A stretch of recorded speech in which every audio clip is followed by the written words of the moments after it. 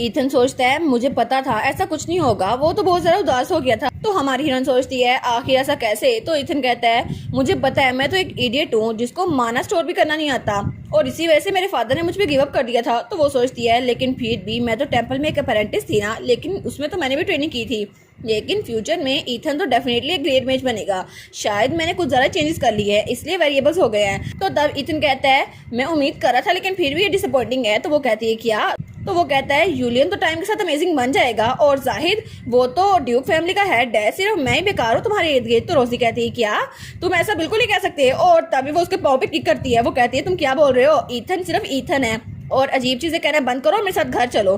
तो तब वो कहती है मैंने तुम्हें पहले कहा था ना कि चाहे कुछ भी हो जाए मैं तुम्हारे साथ रहूंगी, और अब तुम जरूर भूखे हो गए तो हमें लेट नाइट स्नैक लेना चाहिए और फिर हम घर जाके खाएंगे, ठीक है। और वो सोचती है भाई ने मुझे टेम्पल से इसलिए निकाला था क्योंकि उनको मुझसे कुछ चाहिए था, बिल्कुल वैसे ही मैं ईथन को अपने साथ इसलिए लेके जा रही क्योंकि मुझे उससे कुछ चाहिए। हम इसलिए साथ जा रहे हैं क्योंकि हम एक फैमिली। और वो कहता है हमें रास्ते में बात करनी चाहिए हमें क्या खाना है। और वो सोचती है अगर ईथन को अपना टैलेंट पहले पता चल गया तो मैं बहुत ज्यादा खुश होती, लेकिन फिर भी अभी भी मैं उसके साथ रहूंगी। तो वो कहती है इसलिए तुम फिक्र ना करो, मैं बहुत ज्यादा अकेली थी तो मुझे अपने साथ खाना खाने के लिए एक कजन चाहिए होगा जो कि तुम हो मेरे प्यारे भाई। तो तब उसकी तरफ देखते हैं, उसकी आंखों में आंसू आ रहे थे, तो तभी अपनी आंखें नीचे कर लेता है। वो कहता है लेकिन मेरे पास तो कुछ भी नहीं है, और मेरे फादर ने भी मुझसे कभी ऐसा नहीं कहा जो तुम कह रही हो कि तुम्हें मेरी जरूरत है। तो वो कहती है ईथन। तो तभी टावर मास्टर अपना हाथ खड़ा करती है। वो कहती है मुझे माफ कीजिएगा आपके टचिंग मूवमेंट को इंटरप्ट करने के लिए, लेकिन मुझे आपसे कुछ कहना है। तो तब वो कहती है जी। तो टावर मास्टर कहती है ऐसा नहीं है कि ईथन के पास कोई मैजिक नहीं है, लेकिन उसका फ्लो बिल्कुल भी स्मूथ नहीं है, ऐसा लगता है कि वो बिल्कुल ब्लॉक हो चुका है, जैसे किसी ने उसको ब्लॉक किया हो, लेकिन ये बहुत ज्यादा रेयर होता है। और क्या तुम थोड़े दिनों के लिए मैजिक टावर में रुकना चाहोगे ताकि हम इसको सही से देख सकें, तो हमें पता चल जाएगा कि वो फ्लो ब्लॉक कैसे हुआ है।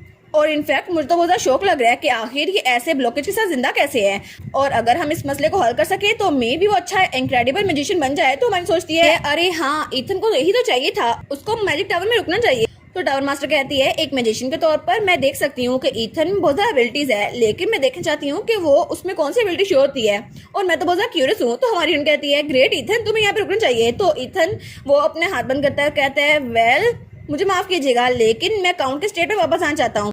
तो हमारी रोजी कहती है क्या तुम वापस आना चाहते हो, लेकिन क्यों ईथन, आखिर तुम क्या बोल रहे हो। तो टावर मास्टर कहती है क्या लेकिन आप वापस क्यों जाना चाहते हैं, कि आप थोड़े दिनों के लिए यहाँ पे रुक नहीं सकते, प्लीज मुझे ये ना बताइए कि आपको एक जगह रहना बहुत ज्यादा नापसंद है। वो कहता है बिल्कुल नहीं, लेकिन अगर मेरे पास मैजिक बुक होती तो मैं हमेशा टावर में रहना चाहता। तो वो कहती है लेकिन क्या आपको ये जगह इसलिए पसंद नहीं है क्योंकि ये नॉर्थ स्टेट के मुकाबले में बिल्कुल भी फैंसी नहीं है, लेकिन आपको पता नहीं है मैजिक टावर बहुत ज्यादा बड़ा है और बहुत ज्यादा स्पेशियस है, और सेकंड फ्लोर तो बिल्कुल एक विलेज के तरह लगता है, आप कभी भी इस जगह को छोड़ के नहीं जाना चाहेंगे। वो कहता है नहीं नहीं ये इशू बिल्कुल भी नहीं है। और फिर वो कहता है लेकिन मुझे रोजी के साथ लेट नाइट स्नैक्स खाने हैं, और वैसे भी मैं उसके साथ रहना चाहता हूँ जब वो ब्रेकफास्ट खाने के लिए जाए, और टावर में रहना ये थोड़ा ज्यादा हो गया। तो हमारी हीरोइन वो कहती है क्या अच्छा तो ये रीजन थी। तो तब वो हंसती है। तो वो कहती है आखिर किस तरह की नॉनसेंस है। वो कहता है रोजी तुमने तो कहा था कि तुम मेरे साथ रहना चाहती हो। तो वो कहती है ईथन क्या तुम्हें पता है एक लेट नाइट स्नैक अपने कजन की जगह एक आर्चमेज कजन के साथ खाने में बहुत ज्यादा मजा आएगा। तो वो कहता है लेकिन रोजी तुमने कहा था कि मैं उस लाइफ में लौट सकता हूँ जहाँ पे तुम हो। तो वो कहती है मैंने कहा था कि तुम आर्चमेज बन के भी लौट सकते हो और डेली लाइफ वही की वही रहेगी, बस तुम्हें यहाँ पे रहना होगा, और अगर तुम मैजिक टावर में काम करोगे चाहे एक जेनिटर के तौर पे भी, फिर भी मैं तुम्हें कबूल कर लूंगी क्योंकि तुम तो बहुत ज्यादा प्रीशियस हो मेरे लिए, और मैं चाहती हूँ कि तुम अपनी एबिलिटीज को यूज करो। तो वो कहते अच्छा ठीक है मैं ऐसा ही करूंगा। और तब हमारी रोजी वापस आ रही थी और अपनी बग्गी में बैठी हुई थी। वो सोचती है हम लोग यहाँ जाते हुए 3 लोग थे, लेकिन अभी वापसी पे सिर्फ मैं रह गई हूँ। और तब वो सोचती है मैंने ईथन को मना तो लिया, लेकिन मैं सच में चाहती हूँ कि वो एक मेज बन जाए, और उसने कहा था अगर मैं कोई मेज बन गया तो मैं जरूर रोजी की हेल्प करूंगा, और उसने कहा था कि मैं तुम्हारी हेल्प करूंगा कि तुम डार्क स्पेसेस में अच्छे से रह सको क्योंकि मैजिक कुछ भी कर सकता है ना। तो वो कहती है हाँ हाँ बिल्कुल। और वो सोचती है ये सिर्फ एक मेज नहीं बनेगा, ये एक आर्च मेज बनेगा जो कि बहुत ज्यादा पावरफुल होते हैं। तो वो कहता है ठीक है तो तुम फ्यूचर मेज से मिलने के लिए आ जाना, ठीक है। वो कहती है हाँ बिल्कुल मैं आ जाऊंगी। और फिर वो कहती है लेकिन मैं चाहती हूँ कि तुम हमेशा एक नॉट रहो ईथन। तो वो कहती है क्योंकि चाहे कुछ भी हो जाओ, तुम कितने बड़े आर्ट्स मेज क्यों ना बन जाओ, हमेशा मेरे कजन रहना, मेरी सिर्फ यही विश है। और वो सोचती है फ्यूचर में ईथन वो तो नॉट फैमिली को बिल्कुल छोड़ चुका था, और वो जब मैजिक टावर में आया था उसने नॉट फैमिली के डाउनफॉल को भी बिल्कुल इग्नोर कर दिया था, और उसने अपने हाथ से वहां पर आग लगा दी थी, और वो पेपर वो भी जल गया था और उसको कोई फिक्र नहीं थी। तो वो कहता है रोजी आखिर किस तरह की रिक्वेस्ट है, आखिर कौन ही होगा जिसका दिमाग सही होगा और वो नॉट फैमिली को छोड़ दे, स्पेशली ऐसी फैमिली को, और तुम्हें पता है हमारे पास तो बहुत ज्यादा दौलत और पावर है, आखिर कौन ऐसी दौलत को छोड़ के जाना चाहेगा। तो मैं बस यही कह रहा हूँ कि मैं इसको छोड़ के नहीं जाने वाला, मैं हमेशा नॉट ही रहूंगा तुम्हारा कजन। और फिर वो कहते हैं मैं हमेशा यही चाहता था कि मैं नॉर्थ स्टेट में रहूँ, लेकिन मैं मैजिक टावर में रह कर भी एक नॉर्थ ही रहूंगा, तो तुम फिक्र ना करो। तो हमारी सोचती है फाइनली ये सब कुछ हो गया। लेकिन ईथन की फीलिंग सुनकर मुझे बहुत ज्यादा अच्छा लगा, और मुझे कभी लगा नहीं था कि मैं उसके साथ इतना अच्छा बॉन्ड बना लूंगी, लेकिन फिर भी अच्छा लगा। और तब वहाँ वापस आ चुकी थी, और तब कोच वान उसे नीचे उतरने में हेल्प करता है। तो हमारी रोजी वो सोचती है लेकिन फिर भी ईथन के बगैर यहाँ पर रहना कितना मुश्किल लगेगा ना। तो तभी वहाँ पर हमारी रोजी की मेड आती है। वो कहती है लेडी रोजी आप वापस आ गई। वो कहती है हे डी क्या सब कुछ ठीक है, बहुत ज्यादा लेट हो गई, लेकिन क्या मैं अपने भाई से मिल सकती हूँ। वो कहती है लेडी रोजी असल में आज स्टेट में बहुत ज्यादा क्योटिक सिचुएशन थी और बहुत ज्यादा देर हो गई है, तो मुझे लगता है आपको अपने कमरे में लौटना चाहिए। तो वो कहती है क्या आखिर क्या हुआ है, मुझे बताओ आखिर क्या हो रहा है। तो तब वो उससे पूछती है, लेकिन हेडी वो बिल्कुल खामोश थी। तो वो कहती है हेडी मुझे बताओ ना आखिर क्या हुआ है, मुझे सच में बता दो। वो कहती है लेडी रोजी असल में बात ये है कि अचानक से एक औरत यहाँ पर आ गई। उसने क्लेम किया कि वो लॉर्ड यूलियन के बच्चे की माँ बनने वाली है और वो प्रेग्नेंट है, और वो उनकी गर्लफ्रेंड थी। तो वो कहती है क्या मेरे भाई की गर्लफ्रेंड, लेकिन कैसे, भाई ने तो मुझे कभी नहीं बताया। अब ये कौन हो सकती है, क्या सच में वो भाई की गर्लफ्रेंड थी या फिर वो सिर्फ एक बहरूपिया है जो यहाँ पर भाई की याददाश्त को सुनकर आ गई है। और दूसरी तरफ हमें जाहिद का महल दिखा रहता है और वो वहाँ अपने वुल्फ के साथ लेटा हुआ था, लेकिन तभी उसको ख्वाब में कोई नजर आता है। वो कहती है ये एंटाटा है ना।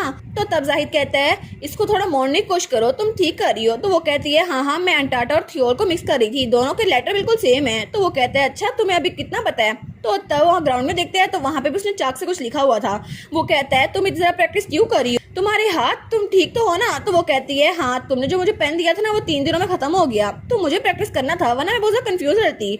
तो वो कहता है तुम्हारे हाथ जरा देखो सही, यहाँ पे कितना कट्स लगे हुए हैं, तुम ठीक तो हो ना, अगली बार मैं तुम्हें ऑइंटमेंट ला दूंगा। तो वो कहती है नहीं ये सब कुछ करने की जरूरत नहीं है। तो तब वो हंसती है। तो वो कहता है तुम हंस क्यों रही हो, मैं सच में बहुत ज्यादा हार्ट ब्रोकन हूँ, आखिर तुम्हारे हाथ जरा दर्द क्यों कर रहे हैं। तो वो कहती है तुम बिल्कुल मुझे मेरे भाई की याद दिलाते हो, जब भी मेरे हाथ पे थोड़ा सा स्क्रैच आता था ना तो बिल्कुल पैनिक कर जाते थे। तो वो कहता है ये छोटा सा स्क्रैच नहीं है, तुम्हें बहुत ज्यादा दर्द हो रहा होगा। तो वो कहती है बिल्कुल तुम बिल्कुल उनकी तरह हो, सेम टू सेम। लेकिन वो सोचता है आखिर ये लड़की है कौन जिसका चेहरा मुझे नजर नहीं आ रहा, लेकिन मैं इससे इतनी आराम से बात कैसे कर सकता हूँ। और तभी उसकी आंख खुलती है। वो सोचता है आखिर मेरा दिल इतना ज्यादा दर्द क्यों कर रहा था, और तभी वो उठ के बैठता है। वो कहता है किया आखिर ये कैसे हो गया। और वो सोचता है मेरा माना रैम्पेज वो तो बिल्कुल काम डाउन हो गया है, और पता नहीं कितने अरसे बाद मैं इतने आराम से आया हूँ। नो वे, ऐसा हो नहीं सकता। और मैंने तो खुद देखा था कि उसके पास होली पावर थोड़ी सी थी, लेकिन फिर भी मैं इतनी जल्दी ठीक कैसे हो गया। और उसकी होली पावर जैसे भी मेरी बॉडी में एंटर हुई वो तो मिनिमल थी, लेकिन फिर भी कैसे हो सकता है। तभी वहाँ पर स्कूल आता है। वो कहता है अच्छा तो आप उठ गए, और उसके पास बहुत सारे डॉक्यूमेंट्स थे। वो कहता है ऑफ कोर्स ये बच्चों के सोने का टाइम है, लेकिन फिर भी अगर आपको नींद नहीं आ रही तो पहले आपको इनको रिव्यू करना होगा। तो वो कहता है क्या ये अर्जेंट है। वो कहता है इस घर में कोई भी चीज ऐसी नहीं है जो अर्जेंट ना हो। तो तब वो कहता है लेकिन मुझे लगता है आपको ये अभी करना चाहिए क्योंकि आपके पास बहुत ज्यादा काम पड़े हैं, लेकिन मैं सोच रहा था जब कामिंग क्वेश्चन आ जाए ना तब आप काम स्टार्ट करें, लेकिन अभी करने में कोई बुराई नहीं है। तो वो कहता है ठीक है तो मैं इसको थोड़ी देर के लिए छोड़ सकता हूँ जब तक कामिंग क्वेश्चन आने जाते। और तब वो खड़ा होने लगता है। वो कहता है ठीक है लेकिन अभी मुझे कांट नोआर्ट की स्टेट में जाना है और रोज से मिलना है। तो वो कहता है क्या लेडी रोज से इस वक्त। तो वो कहता है हाँ मुझे कुछ चेक करना है। तो स्कूल बा कहता है अच्छा मैं समझ गया, तो आप लेडी रोज से इसलिए मिलना चाहते हैं ना क्योंकि वो बहुत ज्यादा क्यूट थी और आप उनसे मिलना चाहते हैं जैसे आप उठे हैं। तो वो कहता है नहीं ऐसी कोई बात नहीं है, मैं उससे मिलने नहीं जा रहा। तो फिर वो कहता है लेकिन फिर भी अगर आप वहां पर जा रहे हैं तो थोड़े डिसेंट कपड़े पहन लें, अभी तो आप कल वाले कपड़ों में है ना। और वैसे भी आपको नहीं लगता कि अपनी फियांसे के घर पहली बार जाने के लिए ये कपड़े थोड़े कैजुअल हैं। और मुझे लगता है अभी के लिए ये ड्रेस आप पे थोड़ा सूट कर रहा है क्योंकि आपके लुक्स अच्छे हैं, लेकिन काउंट नोआर का घर वो तो हैंडसम लोगों से भरा हुआ है और वो तो बहुत ज्यादा रिच भी हैं। वो कहता है तुम्हें क्या पता, मैं एंगेजमेंट को तोड़ने वाला हूँ तो मैं उसके पास तैयार होकर क्यों जाऊँ, और वैसे भी बस मैं उसको चेक करने जा रहा हूँ और वापस आ जाऊंगा। वो कहता है ठीक है तो आप खुद ही सूट कीजिए ये सब कुछ, लेकिन उससे पहले मैं बता दूं कि लॉर्ड यूलियन की मेमोरीज वापस ना आ जाए वरना आप जिंदा नहीं बचेंगे। तो तब जाहिद वहां जा रहा था। वो कहता है आप कहाँ जा रहे हैं, ओ माई आप तो अच्छे से चलने लगे हैं। तो तब उसको देखते हैं और थोड़ा सा ब्लश करा था। वो कहता है मैं जा रहा हूँ अपने कपड़े बदलने के लिए। तो स्कूल वाला कहता है ओहो देखा ना, रोज से मिलने के लिए जा रहे हैं और कपड़े बदलने हैं। वो कहता है बस कर दो, मैंने कहा ना मैं कपड़े बदलने जा रहा हूँ, आखिर किसी के घर ऐसे कैसे जा सकता हूँ। और इसी के साथ ये वाला पार्ट यहीं पर ख़त्म। तो आप लोग बताइएगा आप लोग को ये पार्ट कैसा लगा, और वीडियो को लाइक और चैनल को सब्सक्राइब लाजमी कीजिएगा।